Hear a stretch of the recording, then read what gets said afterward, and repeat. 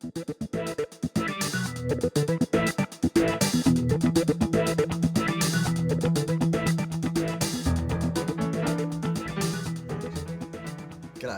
welcome to JTACKLE TV. Well, we're still right in the middle of winter here in southeast Queensland, and with that, snapper fishing is one of the prime targets at the moment. We're going to talk about bait fishing today, and we're talking about alternative bait fishing techniques. So largely this is float lining as opposed to bottom bashing. So we kind of all know what bottom bashing is about. It's a big sinker, it's a dropper rig, typical paternoster rig here, and it's been used for centuries probably, and it has its moments, can be effective, but in a lot of our shallow water reef country, float lining is vastly more successful. So it's something you really need to have a crack at when you're out there on the water. So a lot of misnomers with float lining, and the name's the first thing that people need to get over. So float lining has no floats attached to it at all, so we're not actually floating our bait out. A better description would probably be slow sink fishing. So we're really trying to drift our baits down through the water column, and that slow drop of the bait through the water column really has great attraction to snapper. Snapper tend to be quite a hierarchical fish, so they'll basically stack up from the bottom, biggest fish on top, sort of smallest fish close to the bottom. So it makes sense when you think about it, if you're bottom fishing, bottom bashing, and you've got your snapper rig hanging hard on the bottom, you're probably targeting mostly those smaller fish, whereas those bigger fish, higher up off the bottom, sometimes even 10, 20, 30 metres depending on your depth up off the bottom, you need to present your bait much more naturally to interest those fish. And those bigger fish are smarter fish as well, so they're not necessarily going to fall to the crudest techniques. I always like to think of it as standing at the back of the boat, grabbing a pilchard bait for instance, and just throwing the bait itself over the side and watching that bait drift down through the water column. If you get your float lining bait to mimic that, then you're right on the money and you've really got a good starting point. So with bottom bashing, we've got our sinker at the end of our rig. When we're talking float lining, we've got our bait at the end of the rig. Our sinker's a running sinker rig. So our rigs would be really commonly either a gang or a snood ring, and this is probably one of our favourites. This is a mustard snood rig. There's other brands out there, they're very good as well. So you have two good quality hooks tied onto your leader line, and that's going to keep your bait nice and free moving and nicely presented as well. Really easy to rig these guys. You're going to grab your pilchard, you're going to stick your first hook up through the chin underneath, bring him out through the top. That's a nice bony part of the fish's head there, so your rig's got a good anchor point. We're going to get our rear hook, just come in down near the bum of the fish, going to punch our hook through. Really good hook exposure on the rear hook, really good hook exposure on the front hook. Our bait can move a bit. We haven't got a really big stiff gang in it, and it's a classic snapper rig to tie onto your float lining rig. This then would be normally attached with the swivel at the other end to your main line, and then you would have sinkers running on your main line to provide the weight if necessary.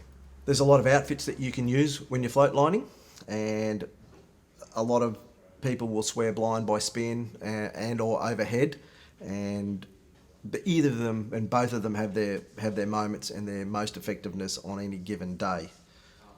I kind of like using both in tandem, so you would have an overhead outfit and a spin outfit, both being used at the same time. Your spin outfit would be cast, and your overhead outfit would be slowly drifted out the back of the boat.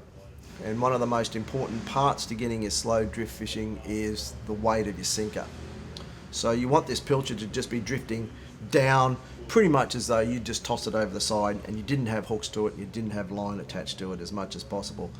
So one of the common questions you get asked is, what size hooks do I use, and what size leader do I use, and things like that.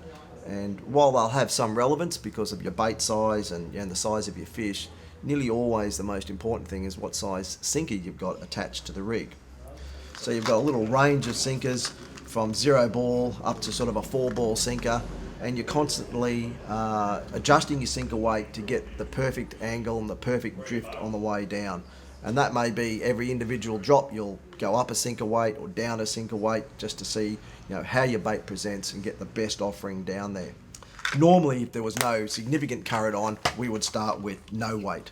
So we would just use the weight of the hooks in the bait as the only sinker, if you like, to get the bait down to the depths and then adjust from that. There's a way to judge whether you've got enough lead on or not, and so normally it's particularly difficult to actually know, and that secret technique is the angle that your line enters the water.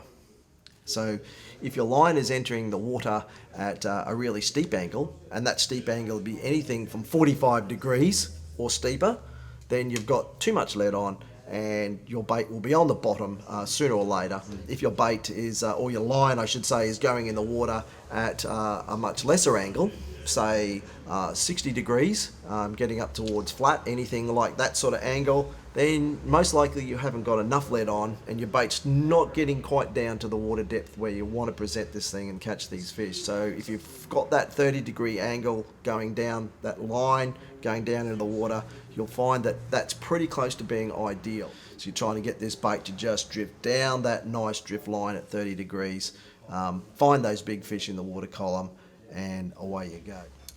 One of the other great arguing points when it comes to float lining is mono versus braid. So braid's enormously popular out at the reef at the moment, but you would find a lot of expert float liners insisting that mono was the way to go, and they've got a pretty good argument. Braid has some unusual characteristics when you're float lining. Braid's quite buoyant, and that buoyancy in your line actually counteracts the ability to get your bait down nicely presented to the depth that you want to fish in. So you've got your line floating and you've got your bait sinking, and you get an odd angle of your line, and oftentimes tangles between your sinkers and your trace and your braid leader because of the disparity in sink rates. Braid has no stretch, of course, and that can also be a factor that tends to put fish off. So don't at all think that you're going back to the Stone Age by using mono when you're float lining. It's probably my preference and what I would tend to use most of the time, certainly in depths of water less than 60 metres. So certainly places like Shallow Tempest and Hutchies out here, and the 29s down off Moreton Island, monos is a super effective way to go. Can also simplify your rig. When you've got braid, you have to have a leader to separate your braid from your hooks. If you've got mono, and especially mono around 30 pound, one of the easiest and sort of best secret rigs, if you like, is your hooks attached directly to your line, no joins, no heavy leaders, and a running sinker rig on that straight through main line straight to your hooks is just a deadly technique. And the 30 pound line's pretty much as good as you need on trace for most of your snappers out there. It's really important to understand that this bait just hanging down there is not quite as effective as it is when it's on the drop. So we never really want our bait to be sitting on the bottom. It's quite counterproductive to have it on the bottom. We'd really like to have this bait to go down towards the bottom and get near to the bottom, and then basically not go down any further. And what's actually happening there is you've got a relationship between the drag of your bait and the drag of your line and the amount of lead that you have on. So it'll get down to a certain point, and those pressures, if you like, or those forces will equalise, and the bait won't go any further. So the bait just holding at that station, even if it's perfectly presented at 5 metres above the bottom, is not as effective as the bait actually drifting down through the water column. So there's a lot of guys out there who'll purposefully make as many drifts down as possible, and that's the great thing about working two outfits. So we would cast out a spin outfit as far as we could cast it, and strip off a bit of line from the spin outfit and put it in a rod holder and let that one do its own thing as it slowly drifted down through the water column. Then we would pick up our overhead outfit, we put a bait over the back of the boat, and we would free spool that outfit, that bait back, sometimes to the tune of maybe 100 metres of line, and maybe even more at times, just depending on the water depth and the conditions on the day. So you're really not hoping to get bites when you're float lining. It sounds counterintuitive, but pecks and bites and things bouncing your rod tip up and down, nearly always rubbish fish, nearly always fish that you're not interested in catching. So what we're hoping to have is just simply the line start running off the reel. So if you've got your spin outfit and you've cast it out and you're letting that bait drift down, the outfit would just load up and start bending down, and you would just pick that up out of your rod holder and wind it and go, yes, fish on. If you've got your overhead outfit and you're paying out line, the reel would just come alive. The line will just start paying off the reel will start spinning, and you know a fish has just grabbed that bait and is running off with it. You would then just put the reel into gear, set the hooks, and wind the fish. So next time you're out on the water, think about giving this a try. Think about putting that big bottom basher aside and flicking out an unweighted bait or a lightly weighted bait and letting it do its own thing. Let it pay down through the water column. Let it drift down naturally. I reckon you'll be amazed at the quality of fish and the quantity of fish you can catch, as opposed to those old tried and true, I guess, those old-fashioned techniques of bottom bashing. So next time you're out in the water, good luck and good fishing.